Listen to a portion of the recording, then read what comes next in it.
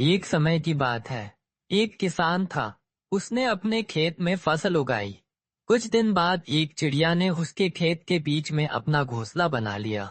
कुछ ही दिनों में चिड़िया ने अपने घोंसले में अंडे दिए और उन अंडों से छोटे छोटे चिड़िया के बच्चे निकल आए।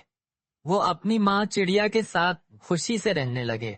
माँ चिड़िया रोज जंगल जाती थी, अपने बच्चों के लिए खाना लेकर आती थी।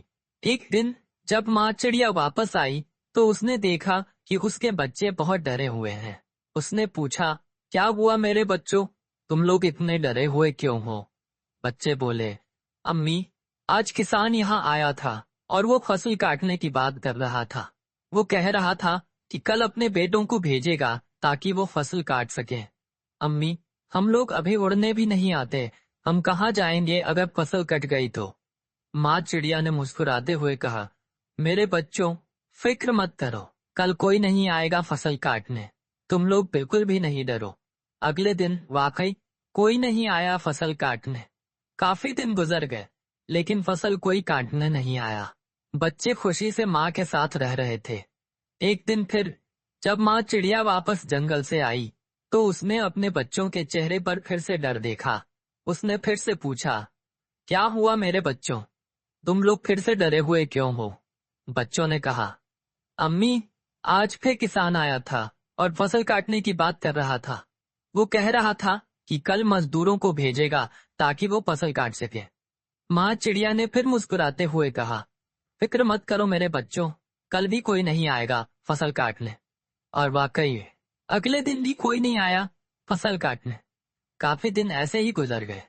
एक दिन जब माँ चिड़िया जंगल से वापस आई तो बच्चों ने कहा, अम्मी, आज फिर किसान आया था और फसल काटने की बात कर रहा था, लेकिन इस बार हमें लगता है कि कोई नहीं आएगा, क्योंकि हर बार ऐसा ही होता है। माँ चिड़िया ने उन्हें पूरा वाकया सुनाने को कहा। बच्चों ने कहा, अम्मी, आज किसान ने कहा कि उसने अपना बहुत वक्त जाया कर दिया दूसरों पर भरोसा करके। अब वो खुद कल आएगा और फसल काटेगा।